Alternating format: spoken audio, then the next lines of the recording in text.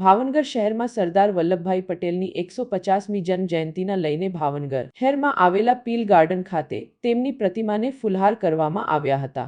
ભાવનગર શહેર કોંગ્રેસ દ્વારા સરદાર વલ્લભભાઈ પટેલની 150મી જન્મ જયંતિ નિમિત્તે પુષ્પાંજલિ કાર્યક્રમનું આયોજન કરાયું હતું।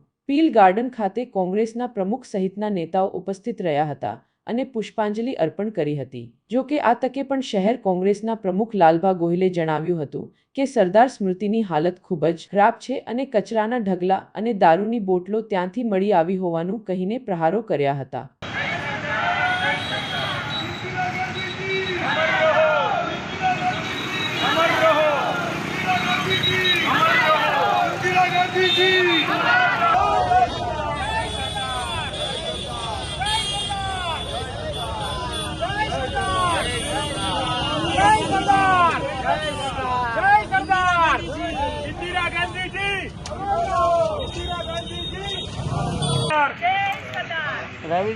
लालबा आ बाजू लालबा ऊपर है जो जय सरदार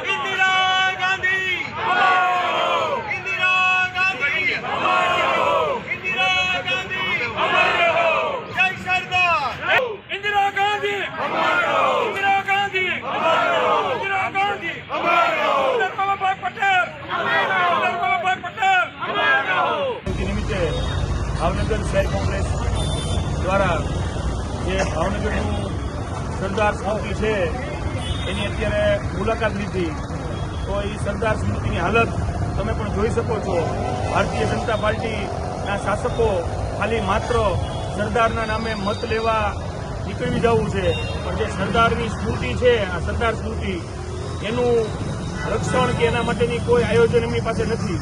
અત્યારે ભાવનગર કોંગ્રેસ પરિવારે અહીંયા સાફ સફાઈ કરી અને સાફ સફાઈમાં આપ સૌના માધ્યમથી જોયું કે કઈ હાલત હતી, કેટલી હાલત બદતર હતી। તો માત્ર સરદારના નામે મત લઈ અને રાજકારણ કરવું છે, પણ સરદારના જે સિદ્ધાંતો ઉપર ચાલવાની વાત છે એ આજનું શાસક કરી રહ્યું નથી। એટલે અમારી માંગણી છે કે આ સરદાર સ્મૃતિ છે કે આ સરદાર સાહેબનું સ્મારક કહી શકાય એવી સરદાર સ્મૃતિ એનું તાત્કાલિક ધોરણે રિનોવેશન કરી અને સરદાર સાહેબની સાચી 150મી જન્મ જયંતિ તો જ ઉજવણી થઈ શકાશે। ખાસ કરીને આપણા દેશના લોખંડી પુરુષ મહાન એવા સરદાર વલ્લભભાઈ પટેલ સાહેબની 150ની જન્મ જયંતિ નિમિત્તે ભાવનગર શહેર કોંગ્રેસ દ્વારા સરદાર સ્મૃતિ જે સરદાર સાહેબનું સ્મારક છે ક્રેસન્ટે ત્યાંથી સરદાર સાહેબના સ્ટેચ્યુ એટલે કે પીલ ગાર્ડન સુધી એક પદયાત્રાનું આયોજન કરવામાં આવ્યું હતું. ખાસ કરીને આ પદયાત્રાનું આયોજન અત્યારે જે 5 દિવસથી કમોસમી વરસાદમાં જે ખેડૂતો અત્યારે હાલત એમની ખરાબ છે, પાયમાલ પરિસ્થિતિમાં છે, એક સંદેશો આપવા માગીએ છીએ અત્યારના શાસકોને કે જો તમે સરદાર સાહેબની જયંતિ અને સરદાર સાહેબના નામે ખાલી મત મેળવો છો પણ સરદાર સાહેબના સિદ્ધાંતો તમારામાં ઉતારતા નથી, જો સરદાર સાહેબના સિદ્ધાંતોને તમે માનતા હોય તો ગુજરાતના તમામ ખેડૂતોનું પાક ધિરાણ માફ કરે એ જ સરદાર સાહેબને સાચી એની શ્રદ્ધાંજલિ કહેવાય છે અને એ જ એમની જન્મ જયંતિની ઉજવણી ગણાશે.